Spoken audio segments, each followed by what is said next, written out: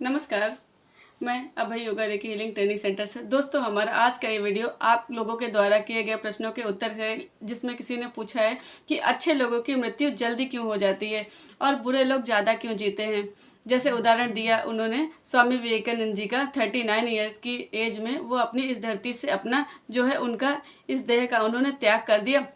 तो ऐसी महान हस्तियाँ जल्दी क्यों चली जाती और जो पाप आत्मा है वो लंबे समय तक क्यों यहाँ पर रहती, इसका जवाब मैं आपको यहाँ देने आई हूँ। क्योंकि पुराने समय में एक लोग लगभग 100 दिवाली देख पाते अर्थात 100 साल तक जी पाते थे। आज के समय में 60-70 साल का जीवन भी अधिक माना जाता है। उसमें भी जो लोग अच्छे हैं वो और भी कम उम्र में दुनिया को छोड़कर मृत्यु को प्राप्त हो जाते हैं।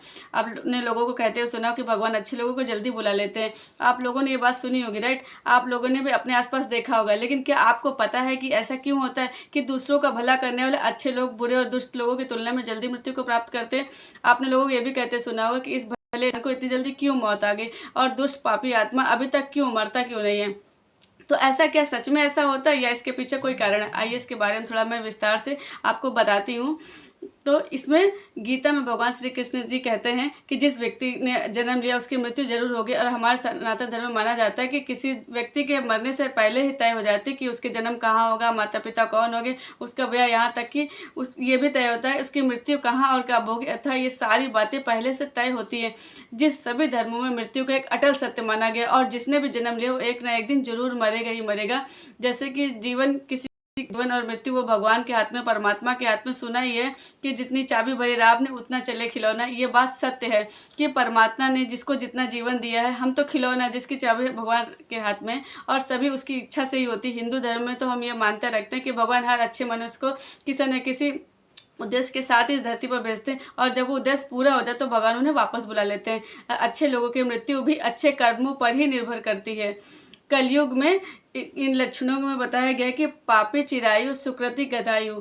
इसमें आपने भी सुना होगा कि पापी चिरायु सुकृति गदायु, यानी जो पापी हैं उनकी जो उम्र है वो लंबी होगी, चिर आयु, और शुक्र की जो अच्छे काम करेंगे गत आयु, उनकी आयु कम रहेगी। इस युग में पापी अधिक वर्ष तक जिएंगे और पुण्यात्मा जल्दी से इस लोक को त्याग कर चले जाएंगे। इसके अलावा ये भी आपको पता होना चाहिए कि जो लोग ये बोलते हैं कि मरने के बाद इंसान खाली हाथ जाता है, ये तो पता होना चाहिए कि डेफिनेटली खाली हाथ तो नहीं जाता है। आए थे तो श्वास रूपी एक पूंजी लेकर आए थे, इस जीवन के एक टाइम पीरियड लेकर आए थे, और जाते हैं तो उसके साथ जो चीज़ जाती क्या जाती है? अपने किए हुए कर्म, आपकी यादें और आपकी जितनी आपकी अवेकनिंग हुई है, जितना आपने ध्यान किया, परमात्मा का नाम जपा है, वो शुभ कर्म वो सब आपके साथ जाते हैं। इसलिए किसी को ये मत कहना कि आप खाली हाथ आए तो खाली हाथ जाएंगे। अब मैं अपने बात पर आती हूँ कि प्राचीन कथाओं में आपने सुना होगा कि कभी ऋषि मुनि देवी देवता या अप्सराओं पर क्रोधित होते तो उनको पृथ्वी लोक पर भेजने का हुक्म देते थे कि पृथ्वी लोक पर आपको जन्म लेना पड़ेगा, और जन्म लेने का श्राप दिया जाता था। मतलब देवताएं अगर इस धरती पर आ रहे हैं तो उनके लिए एक श्राप है इस धरती पर आना। तो वो क्योंकि ये जीव जगत स्वर्ग की तुलना में बहुत खराब है, लेकिन यही जो उनके सामने देवी देवता फिर गिड़गिड़ाते थे कि नहीं ऐसा मत करो, प्लीज़ हमारा समय जो है वहाँ पर कम रखो। उनको सदा के लिए समय जो है वो कम कर दिया जाता था कि तुम वहाँ पर जाओगे, जैसे तुम्हारा ये काम पूरा होगा तुम वापस लौट आओगे। करेक्ट, बस ऐसे ही कुछ ऐसा ही एक उदाहरण मैंने आपको दिया समझाने के लिए। बस ऐसा ही कुछ जो है जहाँ पर इस ब्रह्मांड में, इस धरती पर, ये जो धरती है ये जो है ये कर्म भूमि है।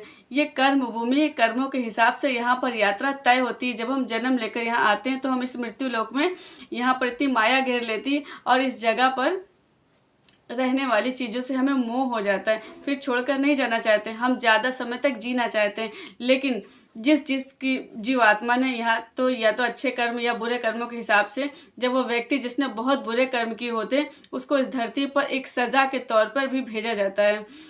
तो सज़ा दो तरह से हो सकती है, या तो वो यहाँ पर आए और यहाँ सज़ा भोगे, या तो वो उसे ऊपर भी नरकों का प्रावधान है।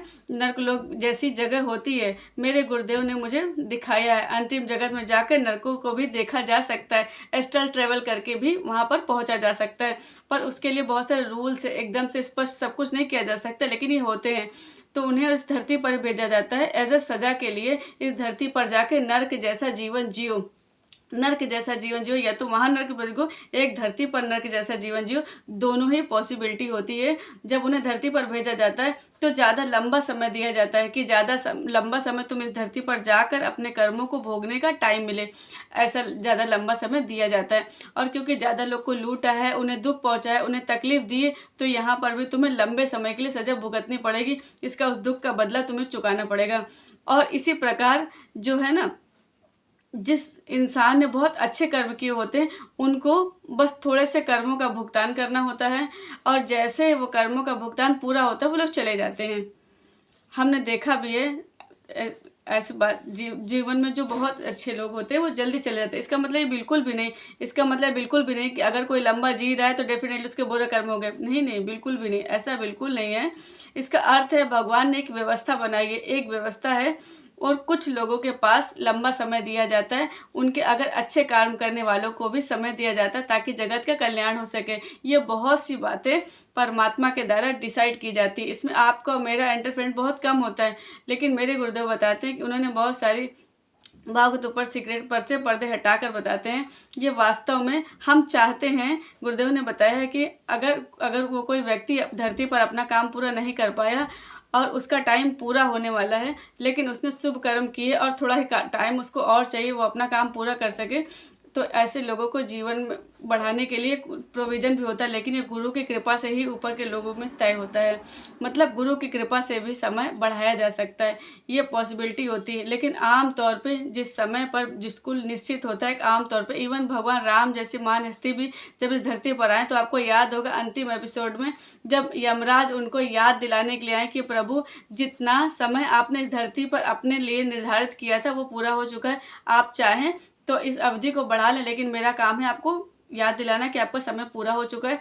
राइट, वो तो भगवान है, उनके लिए तो ये प्रावधान है कि वो सोच सके, लेकिन आप इंसान के लिए भी कहीं ना कहीं ये प्रावधान होता है कि गुरुदेव उनके समय बढ़ा सकते हैं। लेकिन आम तौर पे ऐसा नहीं किया जा सकता, 99% केसों में ऐसा नहीं किया जाता है। जितना समय उसके लिए तय किया जाता है उतने समय के बाद आपको जाना ही पड़ता है।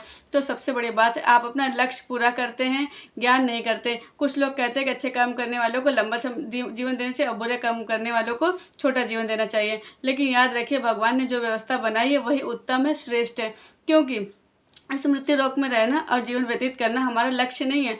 हम जीवात्माओं का अंतिम लक्ष्य तो पवित्र बनकर मोक्ष प्राप्त करना है। सारे कर्मों को समाप्त करो, अवेकन हो जाओ, जागृत हो जाओ, सभी चक्र जागृत हो, सभी आत्मा उस लेवल पर पहुंच पाएँ जहां आपके कर्म समाप्त हो जाए और आपको मोक्ष की प्राप्ति हो जाए। मैं उम्मीद करती हूँ कि बात समझ में आ रही होगी। वीडियो अच्छा लगे तो लाइक करें, कमेंट करें, और कोई सवाल हो मन में तो ज़रूर पूछे, मैं जवाब देने की पूरी कोशिश करूँगी। धन्यवाद।